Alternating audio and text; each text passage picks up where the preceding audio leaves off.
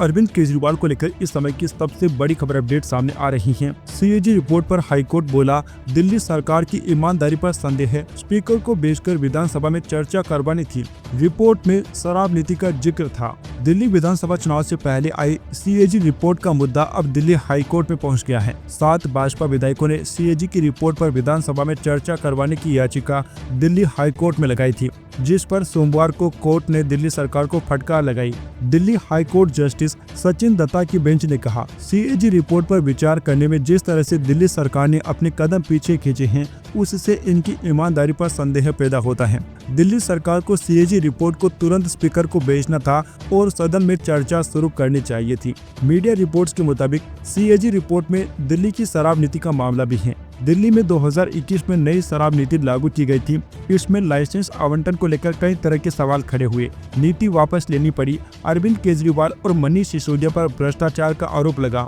दोनों जेल भी गए। सीएम और डिप्टी सीएम का पद छोड़ना पड़ा। फिलहाल जमानत पर बाहर हैं। 11 जनवरी को दिल्ली सरकार के फैसले को लेकर सीएजी की रिपोर्ट लीक हुई थी। मीडिया रिपोर्ट्स के मुताबिक इसमें शराब नीति के फैसले समेत 14 मामले हैं। इसमें शराब नीति को लेकर सरकार को 2026 करोड़ रुपए का रेवेन्यू लॉस होने की बात कही गई थी। रिपोर्ट में बताया गया था कि शराब नीति में काफी गड़बड़ियां थी, जिनमें लाइसेंस देने में खामी भी शामिल हैं। दिल्ली विधानसभा के सेक्रेटरीट ने कहा कि विधानसभा का कार्यकाल खत्म ही होने वाला है, इसीलिए इस कार्यकाल में रिपोर्ट को लाने का फायदा नहीं है।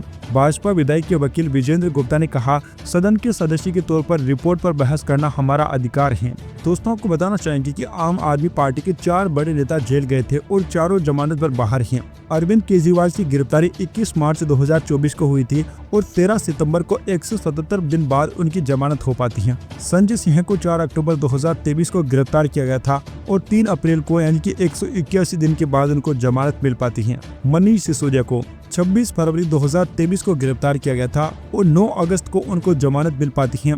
510 दिन बाद इनको जमानत मिलती है। सत्येंद्र जैन की गिरफ्तारी हुई थी 30 मई 2022 को और 18 अक्टूबर को इनको जमानत मिल पाती है। ये सबसे ज्यादा दिन 872 दिन जेल में रहकर आते हैं। दिल्ली की एलजी विकी सक्सेना ने 21 दिसंबर को ईडी को शराब नीति के मामले में अरविंद केजरीवाल के खिलाफ केस चलाने की इजाजत दे दी थी।